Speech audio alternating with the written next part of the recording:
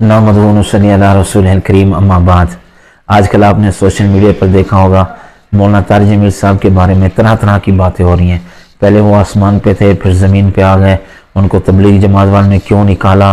पहले वो चमकते हुए सितारे थे, अब वो ज़मीन पर एक गिरे पड़े से एक पत्थर और कंकर की तरह है। नऊज़ बिल्लाह, शर्म करो। जितना मौलाना तारिक जमील साहब से अल्लाह पाक ने दीन का काम लिया तुम सोच भी नहीं सकते। वो एक शरीफ नफ्स इंसान है। वो तबलीग का जो एक तकाजा है, तबलीग की असूल हैं, वो उसको जानते हैं, उन्हीं के तहत वो चलते हैं। आज भी तुम कहते हो कि वो आसमान से ज़मीन की तरफ आ गए। आप अपने बयान रख लें एक तरफ और एक तरफ मौलाना तारिक जमील साहब का बयान रख लें, फिर देखें कि आसमान पे कौन है। खाम खा से बातें कर रहे हो आप। किसने निकाला उनको? ना कोई निकाल सकता है उनको। वो लोगों के दिलों के अंदर यानी घर रखते हैं, दिलों में उनकी मोहब्बत है। मोहब्बत का एक चिराग रोशन है जो कभी नहीं बुझ सकता।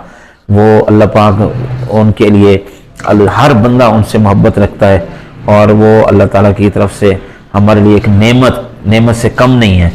ज़ालिमो, तुम ऐसे शरीफ इंसान के खिलाफ बातें करते हो, शर्म करो।